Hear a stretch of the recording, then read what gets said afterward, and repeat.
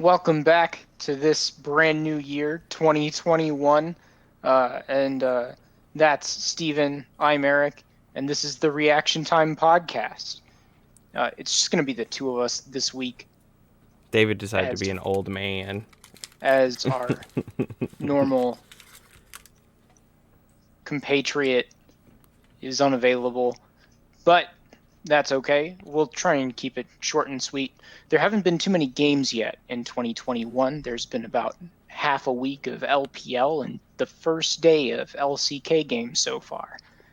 So next week we'll have more to talk about from actual gameplay. Fortunately, there's never an end to spice in what happens in the world of business or esports, or both. So the big news that dropped since we last recorded was this brand new LCS rebranding. So they dropped a video made by many, which announced a whole bunch of new faces or returning faces getting added to the LCS analyst desk and to their different recorded segments and content. And then they also then revealed a brand new logo, which is the change from the shield that they've used since the beginning of LCS. Yeah. So fortunately, we have with us here an expert in content and branding, Steven. That is what I do. Who can hopefully provide more insight than to me asking the question, is it purple or blue? Because I'm colorblind and actually don't know the difference. That's rough. So it is blue, just so you know. So what I'm guessing, I haven't looked into it. I like to look at these from my perspective, and then hope that the brands and logos present what they were trying to go for on their own. There is a lot of value into looking at development and process. When Riot redid their logo, they had a animation that they did that did a lot of the architecture on the fist and how that works with the letter form, and that kind of sealed it for me that it was a very good rebrand, even though I kind of heaved at it initially that it was a big departure from the red, like, disjointed fist, but it's settled now, and it's a lot more versatile mark, looking at it. So what has happened with the LCS is they've pulled away from the shield, which they've used for the last, 11 years, with the founding of LCS. So it was very much a time for an overhaul, and I'm surprised they didn't do it when the LEC redid theirs, which was a very successful rebrand and departure from when the two organizations were separated. And this is what I'm assuming the diamond shape represents the crystal in the LCS trophy that they've been using for quite a while now. And there's been a lot of like maze or geometric architecture that's been in League since they did the map overhaul and the yeah. So like you're saying these things now that like we're answering the questions that I was going to ask trying to be a pleb. Like, why is it sideways? Because like that's one of like the key questions that I've seen all over the place is why is it sideways? And so like you bringing up like the diamond for the trophy, that makes sense. And then like you brought up like the maze look or architecture and tying that to the rift, that's cool. That also lines up with like what LPL has been doing with their logo, which very clearly is just Summoner's Rift. Yeah. So, okay. So I think the sideways with the letter form of the LCS. So they went with a condensed font, which I initially heaved at, and looking at some of the other usage that they're doing with their other content, they didn't do it enough here with this kinetic type. I'm going to mute this, sorry.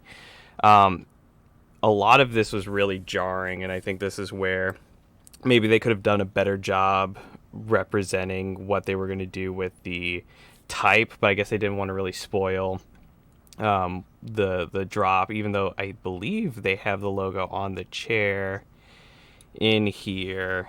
If I can remember the key commands for anyway, yeah. So they have the LCS chair in there because they're not using. Maybe they are in this one, but a lot of these don't use the correct font, from what I can tell. At least this condensed font with the curved. But the reason it's sideways is to get that height that they're looking for. The LEC did this too with their the energy portal that also has a very vertical orientation, so they can have this hierarchy with the stacked form. And oh man, I think they just did a newer video that they actually use the type. I guess we could talk about the LOL Esports brand too. They're all working a lot synergistically, like a lot of the diamond shape and using the map as the motif that they're going with. Yeah. So you're talking about like type now, is what I've been hearing you say, Mm-hmm. and like font. So like clue me in on like what are some of these use cases that they get by changing the logo like this that like changes how they use like type or font in their stuff, because that like I don't ever think of that as tying in with the logo Yeah. in branding. So with the LEC rebrand, which I think is slightly more successful, at least up front, with the integration of their mark motif, which is the energy, and you see how they're using it as their transition here. It's they have the energy shoot off, but they're Right. also using this font in this kinetic type energy. They have like a wide font for a lot of this, which is contrasting to their condensed font. So they can do a lot of different setups to consume uh, the the screen, which helps with on-screen assets, which is I think really important. So you can see how when they're doing the sideways type, they're using the wider font, and then when they're doing normal, they're using the condensed. So this is a really good usage of all of the spacing they have, and they can really puzzle piece different pieces of information based on the orientation of the type and which direction. So Okay. So even though they look completely different, like some of like the clear like check marks you're looking for how the brands get used, like even the LCS diamond like even plays into those, even though it looks like completely different. Because mhm. like the LEC logo with like you called it like the energy portal, but like also people have talked about it as like the crown. Mhm. And then like that's um, like the color schemes on that one are completely different. It's like it looks different, but like the purpose of that extended vertical form and then like partnering that with these different fonts you can use is what adds value and Yes. helps you like grow this brand.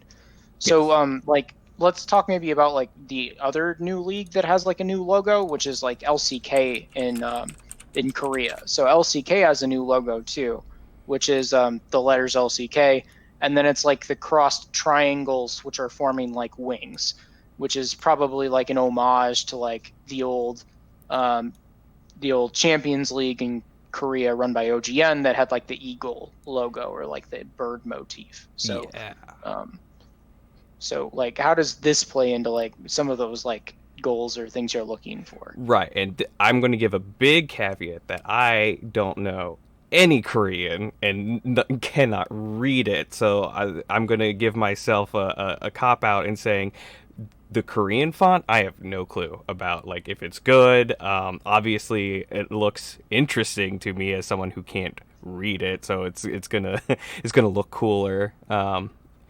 But when they do sprinkle in quite a bit of English in this trailer, at least, so I can speak to that pretty much exclusively. So it's kind of the same thing, except for I believe they fully opted into the wider stance.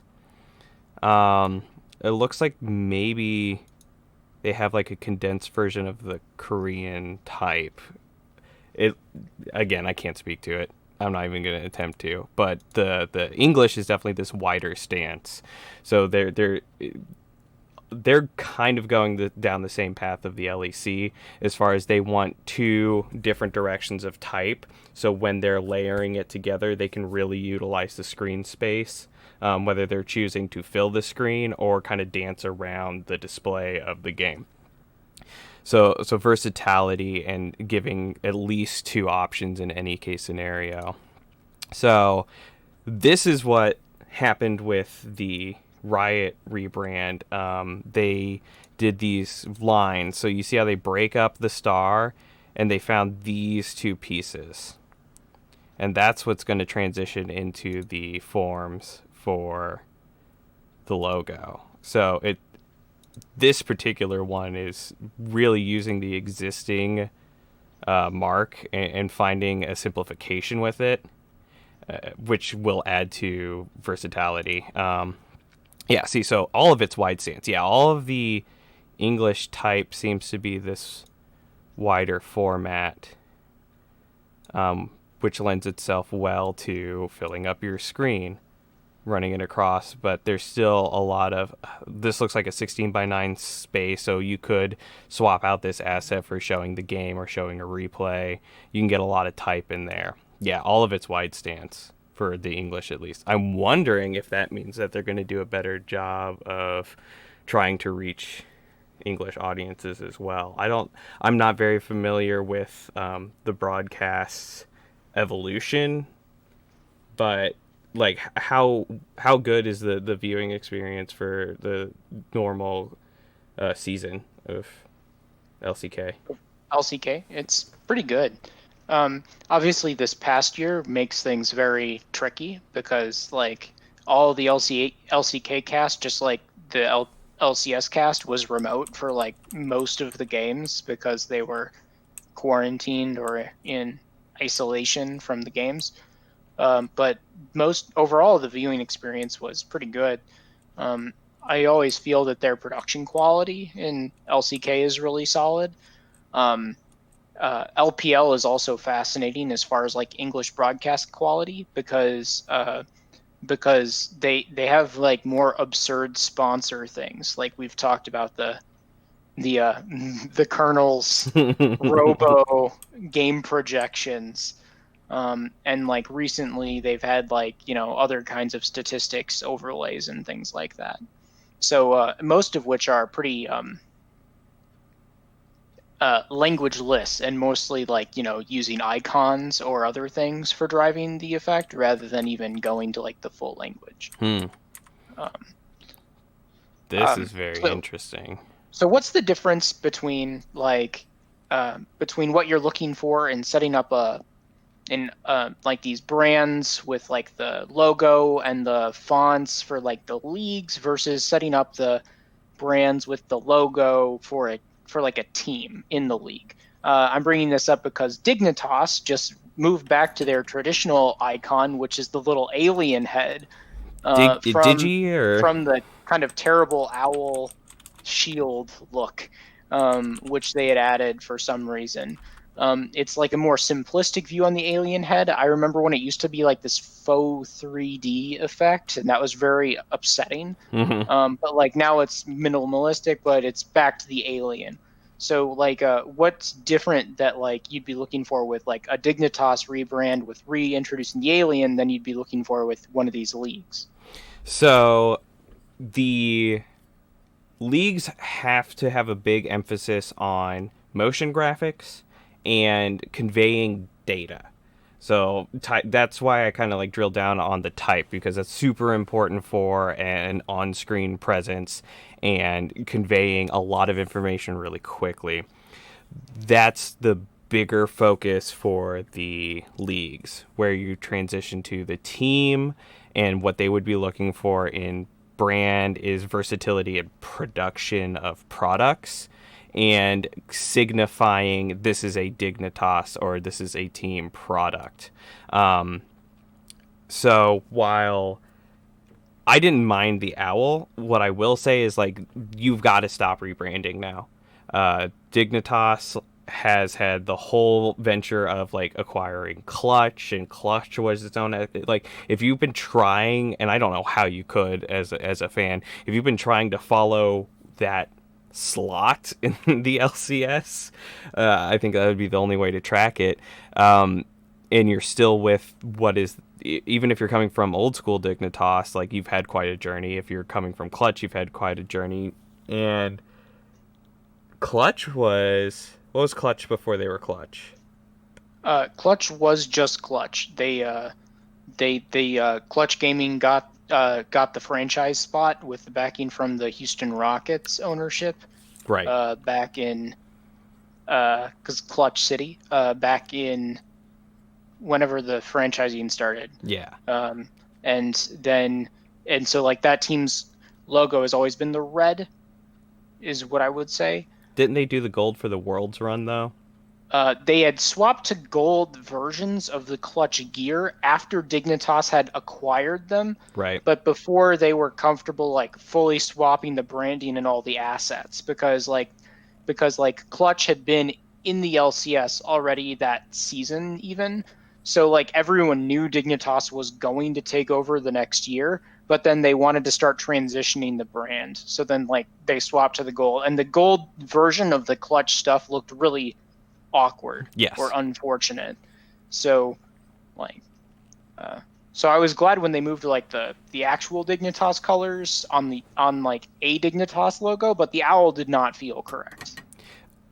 Yeah, I didn't mind the owl. I think transitioning, like, the whole point of Dignitas, like, people being excited about it was them coming back, but they were coming back fundamentally different, just from a management perspective and from a brand perspective with the logo. So I think this is the right move now, especially with a lot of brands going back and reaching to what was working before. Burger King is a good example of that. Pfizer just rebranded as well, going to more of a iconographic mark with typography rather than just having the typography. So we're kind of getting back to basics with graphic design and brand identity systems. So it's okay to do it now, but Dignitas, if they want to kind of start garnering a solid following, or more so, they need to stick with this. They need to create a lot of great content with it, especially with merch. I think it's super important to have. I think it's either just transitioning from traditional sports, like getting the jerseys and having those things, like that's your fandom, that's how you express yourself.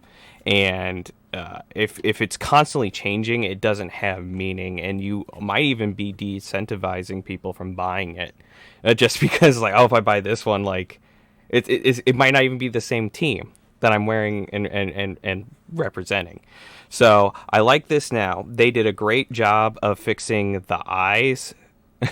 So I believe on the older Dignitas logo, the eyes were just off as far as like this perspective or the implied face.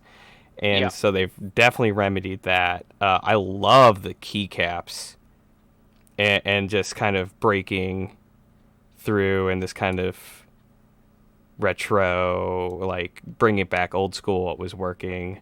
Because Dignitas is an older franchise, 2003, I believe.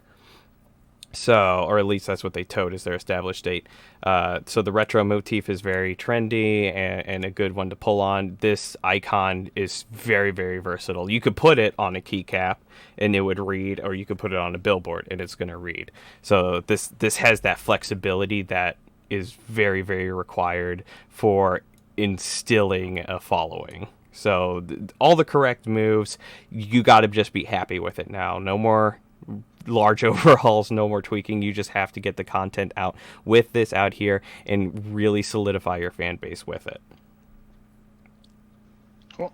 So while we're talking about solidifying fan bases and merchandise, now's a good time to maybe hit the like or subscribe button below this video for watching for more funky content.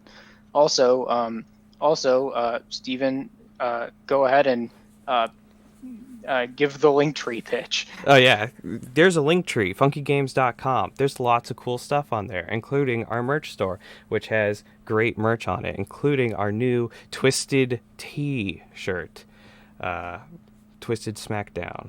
It has that tap out raw aesthetic, but letting people know that you're packing the Twisted Tea. So pick that up. It's a great buy. So that was our talk about like the logo and I guess fonts and these brand changes that have been happening. But there was more that really happened with this reveal video for what they talked about with LCS. The big tagline was "Made by Many," and as part of "Made by Many," they added a whole slew of faces to coverage for going into 2021. This is really fascinating in some ways because 2020 was almost the lowest presence coverage that we've gotten to experience mainly because of COVID. And so now here we're going into this really large desk and team that's actually larger than I think they've had covering the LCS. So they announced a ton of new faces and returning ones. A lot of the returning ones are High, Alorum, Keen doing some content. Prismal's done some stuff behind the scenes before. And then they've added in faces like Emily Rand, formerly from ESPN, who's going to be doing some content. So this is all pretty exciting. But it's also a ton of faces. What's your take on having this like very large casting crew for LCS coverage? I think it's required now because we've added a day of broadcast, so that just has its own requirements for warm bodies to operate. And then esports specifically, as a growing consumable media, they have the opportunity to monopolize the space. Like, traditional sports or old school sports are at their weakest form right now with COVID, and they have the opportunity to create these larger scale networks where there's specifically League of Legends content all the time, 24/7, and they have huge reach. They have lots of opportunities. You don't have to negotiate cable contracts anymore. You have Twitch really solidified as they're probably fighting to keep the broadcast rights for League of Legends, and you have a million different outlets just posting videos to Twitter, posting short form content, vertical short form content to your stories, on TikTok, on Instagram video, Facebook. There's so many unknown variables on what kind of media outlet is going to survive going forward, that you need to make sure that you have a solid foothold in all those spaces. So all of these people can be very readily leveraged in different forms rather than just the traditional broadcast slot.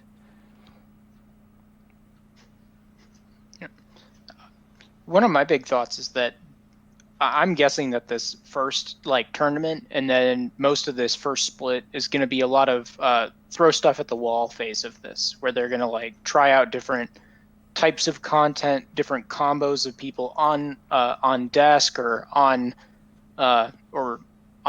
gameplay or in countdown content, all these other different pieces of their platform, because like with that many people, you're gonna have to experiment to figure out what actually works. And there is no way they have a like fully built game plan for how to like optimally use a cast of like 30 for what's going on. It's less than 30, but with like using all these people in all these different roles and then getting something that's like quality content. So I'm hoping that like this is like a long-term commitment for them trying this out for over a year so that we can really see people get a chance to flourish and then like come up with their own content and their own brand for these things. Because like you said, that they're going to the 3 days of full coverage that they need people for, and that's kind of awkward because it's really like they added 2 hours is really what they did onto the coverage, because we had Friday Night League for part of this past split, and they had Monday Night League slightly before that when they were trying these various NFL riffs of how they were handling coverage. And what ended up happening then with the Friday Night League was that they had that like what's it called? Like the ESPN Rush show, Sports Yeah. Center. They had like that Sports Center Rush of like Academy before they went into the normal thing. And like that ended up being like just Dash or just Pastry, like Yeah. running the entire thing. And it's that was so it's like that 2 hour window that previously they just had like one person like trying to make it work, and now that's going to have to be a full set of people for that extra 2 hour window. um, and I'm I'm always happy for more League of Legends, so this is good for me. But it's so bizarre because it's actually not that much more when you think about it. And so they really have to find new and creative ways to keep everyone engaged, and uh, and actually let them build focus areas or different types of rapport if they want this to be fun. Um, Yeah. And there has to be a bigger emphasis on like the academy and like some of the smaller collegiate scenes, because you have to have those talent funnels starting to build up, and those are revenue streams too. If you can make something viable as an advertising platform or a sponsorship platform, that's just more money for you to work with. So if you can match that ratio, like where the LCS Academy has value for brand sponsorships and people buying the desk space and people buying the power plays and those things, and still pay for your staff and your operating costs and make money on top of that, you got to shoot for it. You have to. There's a reason that like collegiate football and collegiate basketball is monetized, even though it is a different league than the NFL or the NBA. The, the wealth pool goes far. They just have to figure out how to make it engaging and capture the audiences, and I guess siphon or steal it away from traditional sports. do you think that like with well, we can talk about this more in more detail later, but it does seem like collegiate would be the space where that could happen, and it would happen in the traditional collegiate leagues. Like Big Ten Network already has the League of Legends games, and then like adding in more network coverage and monetization on those platforms, and then potentially this bigger desk could like uh, be a bit of farming out talent to help out for big events on those other desks, and then to really upsell like these entry content tournaments. But then this premier coverage team would also be able to work on these amateur events talked about throughout the year, which are when they're having like the tier one tournaments where the top amateur teams can play in this tournament with the teams from Academy, and then you have like this visibility and all like the chain of skill and experience. So that would be another like way to. That's really cool that you brought up, because it's another way to take advantage of like them increasing the size and the pool of these people who are helping out with coverage. Yeah, and that's going to help the entire scene. Like the more validity that Riot or LOL Esports as the entity is putting into this, the better payout it's going to be. I just, when you watch collegiate in the past or scouting grounds or Academy Rush, like you got out what you put in. Like it wasn't the ideal experience, and it didn't feel like something that even I, as someone who's very invested in watching the sport, I didn't want to put my time there. And if they're not willing to put in the time and invest the dollars and make it an engaging spectacle, people aren't going to watch. So bulking up this staff, getting the brand aligned, getting the marketing dollars down, and doing that, and having a pathway to bring new viewers in, the maybe people that don't play League. There's plenty of people that don't play football and don't play basketball and don't play baseball that watch the sport. That is a huge leap that they have to take on as a business proposition, is how do you get casual watchers to enjoy this and start paying money or being a part of those view counts. So hopefully we see that with the larger staff, is where they like maybe they're doing on like specific nights like simulcast, like, hey, are you brand new to League of Legends? Like, watch this stream so you can get up and then enjoy the normal content with everyone else. That would be that has to be something that they're considering, in my opinion. Yeah. I think they've done stuff like that in the past too, but just few and far between, and usually like prep for Worlds or whatever, where you're not really gonna get anyone ready for Worlds with just a game or two before then. Yeah. All right. Well, that was our brand conversation. Going into things, this weekend is going to be the beginning of the kickoff tournament for LCS, where you're going to see groups A and B hit the rift. From watching games in LPL and LCK already, what I can say is that this new year, this new League of Legends with the new items, is explosive content, and it's really engaging and fun to watch, with some totally absurd outplays and like watching the skill of the players hit the rift, and it's a blast. So kick in and watch, and hopefully we get to see the teams really hit the rift hard and fast, so that we can get to enjoy that experience with the LCS scene too. Steven, you gotten to play much League? What have you been playing recently? I think I've played like a couple nights since